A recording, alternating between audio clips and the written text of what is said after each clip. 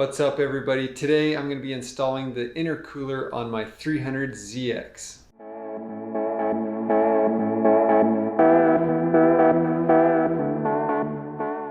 On my last video I built a turbo motor mount for this car.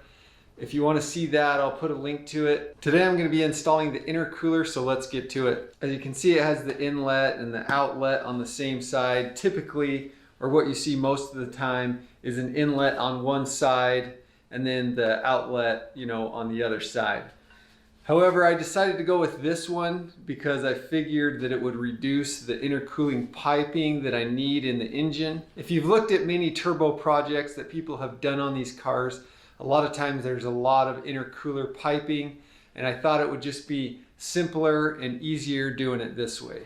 So I don't know the exact location of where I'm going to put this yet. Obviously, here in the front somewhere, but just to make sure that it's going to fit, I think I'm going to have to get the bumper back over here and at least put it on here so I can see where I can get this to fit and actually work in the car. So the bumper isn't fully on here. I just have it setting on here just to get an idea of where that intercooler might be able to mount up. Problem that I can see is I just don't know if it's got enough up and down movement. I may have to chop out a chunk of this front bumper or something to get it to work, but you know what, whatever it takes at this point, I'll make it work. I know that there is a couple inches of clearance between the bottom of this bumper and the ground when it's sitting flush on the ground, the whole car. So if I do need to trim this down or something like that, I think it will be okay. So after looking at this with the bumper on, what I think I'm going to do is this little section that pops out right here.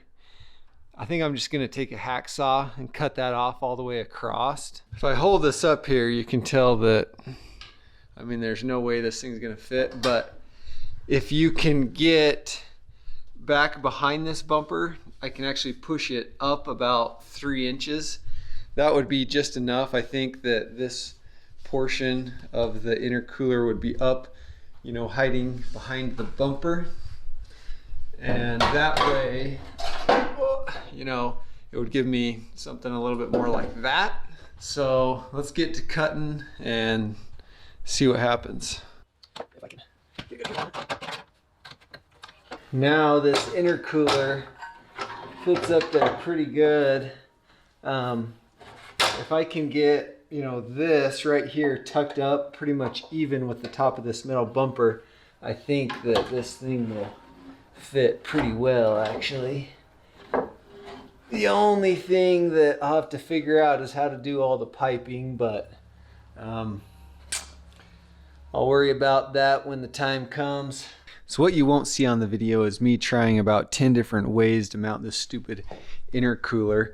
And so what this is it's the bumper. I ended up taking it off the car, as you can see there. And so this is the inside.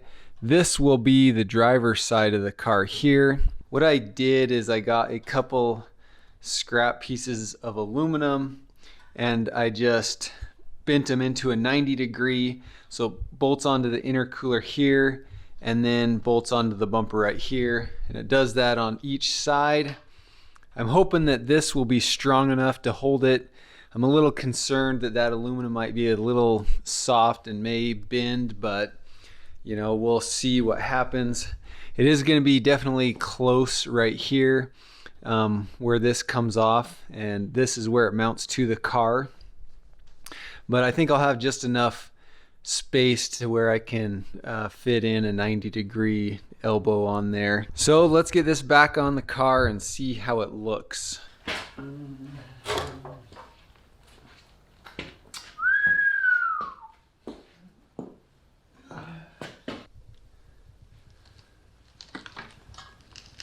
So I got the bumper back on with the intercooler installed, as you can see there.